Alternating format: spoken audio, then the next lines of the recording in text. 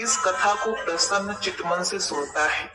ओम नमः शिवाय, जय भोलेनाथ। नमस्कार प्रिय भक्तगणों, स्वागत है आप सभी का। हमारा पार्वती के मन में उठे प्रश्नों का समाधान कैसे किया, सुनेंगे आज की इस बड़ी ही दुर्लभ कथा में। कहा जाता है कि माता पार्वती के प्रश्न लोक कल्याण के हित से पूछे गए हैं, इसीलिए जो भी इस कथा को प्रसन्न चितमन से सुनता है उसे अपने जीवन में सभी कष्टों से मुक्ति मिल जाती है। मनुष्य माया रूपी भव सागर से पार हो जाता है, जीवन सुखमय और सरल हो जाता है, घर में सुख समृद्धि बनी रहती है, भाग्य के द्वार खुलते हैं। तो ऐसे में आप इस कथा को पूरा और प्रसन्न चित्त मन से सुनिएगा। तो आइए चलिए सुनते हैं आज की यह पुण्य फलदायी कथा। प्रिय दर्शकों, अगर आपने हमारे चैनल को सब्सक्राइब नहीं किया है तो कृपया सब्सक्राइब कर लीजिए, लाइक करिए, शेयर करिए। तो चलिए शुरू करते हैं आज की यह कथा सुनाता हूँ, जिसे आप बड़े ध्यान से सुनिएगा। हे पार्वती, वह कथा इस प्रकार है। मेरी इस छोटी सी कथा सुनने के बाद तुम ही उत्तर देना कि मांसाहार पुण्य है या पाप। एक बार मगध में खाद्य संकट खड़ा हो गया तो अन्न का उत्पादन कम रहा। राजा को चिंता हुई कि यदि इस समस्या का शीघ्र निदान नहीं किया गया तो संरक्षित अनाज कोष भी खत्म हो जाएगा और संकट भीषण हो जाएगा। तो सम्राट ने अपनी राज्यसभा में पूछा कि देश की खाद्य समस्या को सुलझाने के लिए सबसे सस्ती वस्तु क्या है। मंत्रीगण सोचने लगे। चावल, गेहूं, आलू इत्यादि इत्यादि पदार्थों को उगाने के लिए बहुत श्रम लगाना पड़ता है। वह तभी प्राप्त होते हैं जब प्रकृति का प्रकोप न हो। ऐसे में तो कुछ सस्ता हो ही नहीं सकता। हे पार्वती, तभी शिकार का शौक रखने वाले एक मंत्री ने सोचा कि यही उत्तम अवसर है, क्यों न अंधाधुंध शिकार करने के लिए राजा की अनुमति ले लिया जाए। उसने सभा में कहा कि सबसे सस्ता खाद्य पदार्थ है मांस। इसके लिए धन खर्च भी नहीं है और पौष्टिक खाना भी मिलता है। सभी सामंतों ने इस बात का समर्थन कर दिया, लेकिन राज्य के प्रधानमंत्री अभी तक चुप थे। सम्राट ने पूछा, प्रधानमंत्री आप चुप क्यों हैं? आपने कोई अनुमोदन नहीं किया, आपका क्या मत है? प्रधानमंत्री ने कहा, मैं यह नहीं मानता कि यह कथन सही है कि मांस सबसे सस्ता खाद्य पदार्थ है। फिर भी इस विषय पर मैं अपने विचार आपके सामने कल रखूंगा। प्रधानमंत्री उसी रात मांसाहार का प्रस्ताव रखने वाले सामंत के घर पहुंचे। सामंत ने इतनी देर रात प्रधानमंत्री को अपने घर आया देखा तो वह घबरा गया। किसी अनिष्ट की आशंका से वह कांप गया। संध्या को महाराज बीमार हो गए, उनकी हालत बहुत खराब है।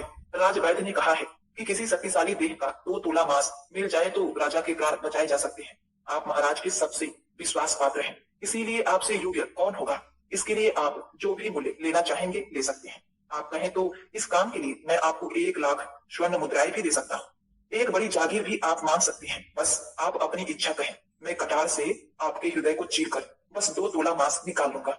यह सुनकर सामंत के चेहरे का रंग फीका पड़ गया। वह सोचने लगा कि जब वह जीवित ही नहीं रहेगा तो लाख स्वर्ण मुद्राओं से मैं क्या करूंगा? वह बड़ी जागीर भी इस काम की आएगी। वह झटपट अंदर भागा और अपनी तिजोरी से 1 लाख स्वर्ण मुद्राएं लेकर आया। मुद्राएं देकर उसने प्रधानमंत्री के पैर पकड़ लिए और गिड़गिड़ाते हुए बोला, श्रीमंत, मैं आपकी 1 लाख मुद्राओं में अपनी 1 लाख मुद्रा और मिलाता हूँ। इस पैसे से आप किसी और सामंत के हृदय का मांस खरीद लें, किंतु मुझे जाने दें। यह बात किसी को पता न चले, मैं आपसे आग्रह करता हूँ। प्रधानमंत्री जी यह समझ चुके थे, वह उसे थोड़ी और मानसिक पीड़ा देना चाहते थे। प्रधानमंत्री ने आगे कहा, सामंत, आप शरीर से वरिष्ठ हैं, आपकी कदकाठी महाराज से मिलती जुलती है, इसीलिए राजवैद्य ने खास तौर पर आपका ही नाम दिया है। आपके दान से हमारे अच्छे राजा की जिंदगी बच सकती है। आप कहें तो मैं आपको प्रधानमंत्री का पद देने को तैयार हूँ और खुद आपका कर्मचारी बनकर रहूंगा, पर प्रजा से हमारे राजा को न छीने। हे पार्वती, सामंत तो फंसता हुआ दिख रहा था। उसने शरीर पर अंग वस्त्र रखकर अपने जूते भी पहन लिए। जैसे ही वह वहां से भागने वाला था, वह तुरंत प्रधानमंत्री के पैरों में लेट गया। उसने याचना की, प्रधानमंत्री, मैं इसके योग्य नहीं हूँ। जब प्राण ही नहीं रहेंगे तो प्रधानमंत्री पद का या राजा का सिंहासन भी मिल जाए तो मैं उसका क्या करूंगा? आप चाहें तो मेरा सब कुछ ले लें, पर मेरे प्राण न लें। मैं अपना ये भवन और सारा धन आपको सौंपता हूँ। रातों रात राज्य से निकल जाऊंगा। इतना कहकर वह अपने घोड़े की ओर भागा और जैसे ही अपना घोड़ा उठाने लगा, आवाज आई, अभी अभी अपने पीछे तुम अपने परिवार को भी छोड़ के जा रहे हो। सामंत बोला, मेरे प्राण से प्रिय कुछ भी नहीं है। जब जीवन ही नहीं रहेगा तो कुटुंब का क्या करूंगा? जीवन रहा तो ऐसे ही सुखी रह लूंगा। इतना कहकर घोड़े पर छलांग लगाकर बैठ भी गया। वह अभी चलने ही वाला था कि प्रधानमंत्री ने घोड़े की लाख पकड़ ली। वह सामंत से बोला, भागने की जरूरत नहीं है, आप आराम से घर में ही रहो, मैं किसी और का प्रयास करता हूँ। यह कहकर प्रधानमंत्री वहां से चले गए। प्रधानमंत्री के वहां से जाने पर सामंत के अंदर कुछ जान आई, परंतु बेचैनी बनी रही। उसकी नींद खराब हो चुकी थी। मुद्राएं लेकर प्रधानमंत्री बारी बारी से सभी सामंतों के घर पहुंचे और सभी ने राजा के लिए हृदय का 2 तोला मांस मांगा, परंतु कोई भी राजी ना हुआ। सबने अपने बचाव के लिए प्रधानमंत्री को लाख और 5 लाख मुद्राएं दे दी। इस प्रकार प्रधानमंत्री ने एक ही रात में करोड़ों मुद्राएं जमा कर ली। फिर सुबह होने से पहले ही अपने महल में पहुंच गया। अगले दिन राजसभा में सभी सामंत समय से पहले पहुंच चुके थे। सभी यह जानना चाहते थे कि राजा स्वस्थ हैं या नहीं, लेकिन कोई भी किसी से भेद नहीं खोलता है। सबको राजवैद्य की तलाश थी, उनसे ही उन्हें कुछ सूचना मिल सकती थी। हे पार्वती, इधर प्रधानमंत्री ने सैनिकों को आज्ञा दे रखी थी कि जब तक महाराज राजसभा में न आए, किसी भी सामंत को भी महल से बाहर जाने की आज्ञा नहीं है। सभी सामंतों ने देखा, कहीं से भी राजा उन्हें अस्वस्थ नहीं लग रहे थे। उन्हें तो कुछ हुआ ही नहीं था। प्रधानमंत्री ने उनसे झूठ बोला। हर सामंत के मन में यही विचार चल रहा था, पर कोई भी किसी और को कुछ बोल नहीं पा रहा था।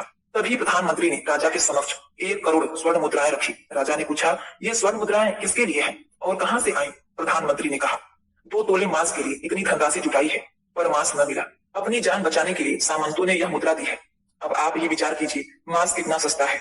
राजा को यह बात समझ में आ गई और उन्होंने प्रजा को अतिरिक्त परिश्रम करने का निवेदन किया और राजा के अनाज भंडार से अनाज निकालकर श्रमिकों को दिया गया। उन्होंने पौष्टिक सब्जियों की खेती का तुरंत आदेश दिया। वह 1 करोड़ स्वर्ण मुद्राएं इसी कार्य के लिए और श्रमिकों के कल्याण के लिए खर्च की गई। ऐसे साग सब्जी तेजी से उगी, जिससे प्रजा का कल्याण भी हुआ और पौष्टिकता भी मिली। कुछ समय बाद मौसम अनुकूल हुआ और खेती लहलहाने लगी। इस प्रकार राज्य से खाद्य संकट दूर हुआ। हे देवी पार्वती, आपके चौथे प्रश्न का उत्तर है कि मांसाहार सरासर पाप है। जीवों को मारकर खा रहे हैं। उन्हें तो प्राण बचाने का अवसर भी नहीं मिलता। बर्बरता सिर्फ वही नहीं है जहाँ सिर्फ मानव का रक्त बहता है। बर्बरता उसे भी कही जाती है जहाँ स्वार्थ के लिए किसी जीव की हत्या की जाए। अंत समय में जिंदगी भर के पापों के लिए जिंदगी भर कुकर्म करने की कोशिश करते हैं, परंतु यह मनुष्य भूल जाते हैं कि जब वह जीवित उनके लिए काटा गया, जीवित ही तड़पता रहा, तो उनका श्राप इस जन्म में ही नहीं, अगले जन्म तक भी साथ नहीं छोड़ेगा। वह पीछा करता ही रहेगा। किसी भी जीव को मारकर खाना सरासर पाप है। मनुष्य सभी योनियों से सर्वश्रेष्ठ है। उसे हर चीज का ज्ञान है। मनुष्य को कोई भी हक नहीं कि वह किसी जीव पर हिंसा करे, उसे मारे या उसे खाए। तो हे पार्वती, मैं आशा करता हूँ आपके चारों प्रश्नों का उत्तर आपको मिल चुका है। आप इससे संतुष्ट होंगी। माता पार्वती ने कहा, हे प्रभु, आपको कोटि कोटि धन्यवाद।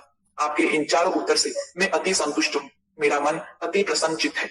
मुझे अपने प्रश्नों के उत्तर मिल गए हैं। प्रिय भक्तगणों, इस प्रकार से माता पार्वती को अपने प्रश्नों के उत्तर मिलते हैं। प्रेम से बोलिए, जय भोलेनाथ, जय माता पार्वती, ओम नमः शिवाय।